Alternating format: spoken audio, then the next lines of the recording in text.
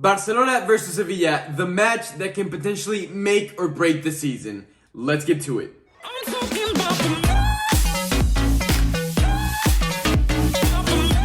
Hello guys, welcome back to El Merengue Culé. I hope you're having a fantastic day, but we gotta get straight into business. We have Sevilla coming up, and not only just in La Liga, but also in a Copa del Rey. Both very, very important and very crucial games for the whole season. But let's get started with tomorrow's matchup, the one in La Liga. And again, I want to encompass the big picture before we start narrowing down to the game itself. So, guys, when we take a look at the table, right now we're currently sitting in third place. However, right beneath us is Sevilla, again, right on our heels. So now, as you can see, we have played 24 games, they've played 23, and we have 50 and they have 48, meaning that if they win that one game that they haven't played yet, they're technically going to be ahead of us, which is why this matchup is going to be crucial to make sure we stay at least in third place. However, now when you look ahead of us, you have Real Madrid and Atletico Madrid. Real Madrid just 2 points ahead of us, not an insane amount, and then Atletico Madrid a few more points than we do. However, when you actually take a look at their schedule, both Real Madrid and Atletico Madrid have a very tough month of March and a few games into April that are very, very tough. For Real Madrid, for example, they play Real Sociedad next, which, while yes, they're not having the best of seasons this year. I mean, last year they were on fire, and you never know. They could turn it up against Real Madrid and take a few points from them. And then Real Madrid's next matchup is against Atletico Madrid, and man, that is going to be a game to watch. And now let's take a look at Atletico Madrid's schedule. They have Villarreal coming up, which is a similar game against that for Real Madrid versus Sociedad. Again, a team that has not necessarily been doing the best, but can pull off a very good game if they need to. And of course, like we've already mentioned, Real Madrid will be, they will be facing each other right after that. Athletic Club, Getafe, Chelsea, the list goes on, and that's leading on into April, which means not only are they gonna have to be putting a lot more effort into every single one of the games, they're already kind of in a slump of a form. So definitely expect both Real Madrid and Atletico Madrid to be dropping points. And well, if we take care of our business, meaning Sevilla, meaning the games that we have coming up, we could potentially get a little boost. Now, I know we mentioned that the tie last weekend really set us back. I think there is still a bit of glimpse of hope as long as we beat Sevilla. Now, when we look at this season and how we've done against Sevilla, the first time around, the reverse fixture, when we were at home, we actually managed to tie them 1-1, and then obviously probably about 2 weeks ago, February the 10th, we actually lost them 2-0 in for the Copa del Rey. Now, obviously, we have not beat them this season, which is why a victory tomorrow will mean so much to us, to the team, and it will carry on through the rest of the season, and we are definitely going to need some momentum for that Copa del Rey game, in which we will at least have to beat them by 2 goals if we want a chance at staying alive. So now tomorrow, we are actually not going to be playing in the Camp Nou. We're going to be playing in Sevilla, and well, when we look at Sevilla's in-home record, they have not lost a single home game in the last 5 games of La Liga. But now, when we look at ourselves, we're normally known for always choking when we're not at home. However, we've actually been going on a 6-game unbeaten run in pretty much away games, which is a little bit reassuring.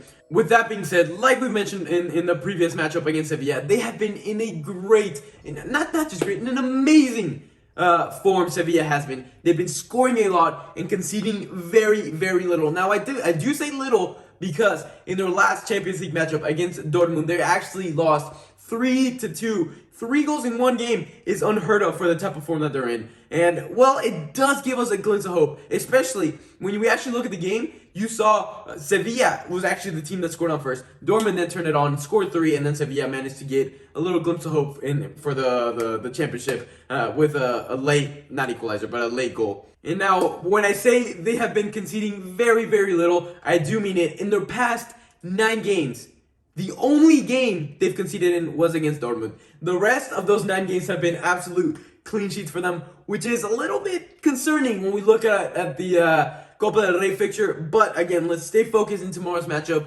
We do not need to win by a big score. We just need the 1-0 victory, and that's it. We don't need to look any further than that. We just need the 3 points. So now, guys, it's time to go over the players to watch out for. And, well, while they normally tend to be strikers, I actually want to start off with Koundé. Again, we've already mentioned him in the previous pregame, but he's a very fast center back that's been in the scope of a lot of European teams for the potential transfer window. In addition to that, he has very good attacking capabilities. I mean, we saw it against us. He actually managed to score against us. And then let's actually take a look a little bit higher up the pitch. Enesiri has been on absolute fire in La Liga. 13 goals this season in La Liga, and I think 4 others in Champions League. Again, he's been speaking for himself. And then, of course, we got to touch up on Rakitic. Of course, the man that knows us very well, and we know him very well. And, well, while we thought he was past his prime, and probably is, he can still do a lot of damage. Again, another player that scored against us in that 2-0 defeat against them in the Copa del Rey. So continuing, again, looking back on that previous game, how did Sevilla play against us?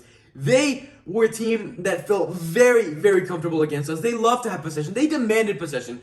You guys know this. Barcelona's the type of team to come out of the game with 60-70% possession, but with Sevilla, I believe it was in the possession was pretty much even. It was pretty much 50-50, which definitely hurts our playing style, goes against what we feel comfortable with, and obviously that plays a key role in their gameplay, making sure we don't feel comfortable. And of course, we cannot forget how dangerous they are on the counterattack. And again, we saw it last time around. I know you guys remember that Rakitic goal, he had miles of space. And that is because, they slide a good through ball in. If one of the two center backs steps just slightly a bit too high, they're masters at just sliding in that through ball and then just penetrating in behind our backs.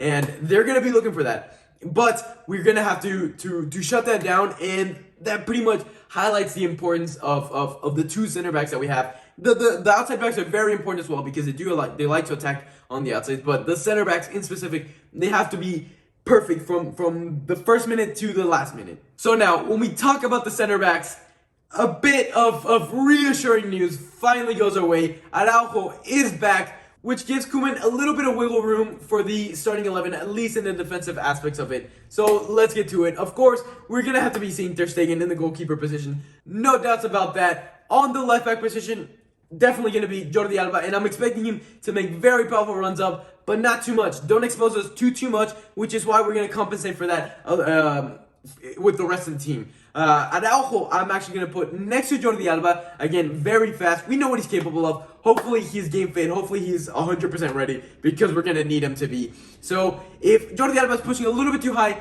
I'm thinking Araujo, our best center back for sure, without a doubt this season, I'm hoping can cover for him. Piqué next to him, again, maybe has not had the best of comeback since his injury in terms of results, but you definitely hear him in the pitch. You hear him yelling at the team, whether it's the Griezmann, getting a little bit of a bickering argument, or just making sure the backline, the midfield is well situated. We're definitely going to need a leader in the center back, and I think Araujo, especially, can learn a lot from Piqué and implement that onto his unique playing style. And then on Piqué's right-hand side, I'm actually going to opt for Mingueza over Serginho Dest just because I want a little bit more balance. We saw it this weekend how at times when Jordi Alba pushes up, we started going into a 3-in-the-back formation with Mingueza slotting as almost as a center back, and potentially that could be a key to solving out a bit of the defensive issues we've been having this season. I'm not saying they'll solve it all, but I'm saying at times we can improvise with 3 in the back and potentially work out of a sticky situation. Now, when we move up the field, I don't see a lot of room for variability in Koeman's eyes. I think he's going to stick with a pretty standard formation and players. With that being said, Pjanic did not get called up for this game, so it's pretty much going to be De Jong, Busquets, and Pedri. I'm thinking, again, Riqui Puig, I would love to see him play, but I don't think so. I think Pedri will be the man to do that. And then when we look at the strike force, Griezmann has, he got rested last game, came in at the very end, missed a few clear opportunities, which we will need him to absolutely be on fire, be clinical. We need to convert every single opportunity. Messi next to him and Dembele. Again, that is what I believe to be our strongest attacking lineup. And I will say this lineup, I think, will be completely different than when we play them in a Copa del Rey. For the Copa del Rey, we're going to be needing to get goals, and I do believe that will impact the lineup itself, the starting lineup. So, guys, you know the drill.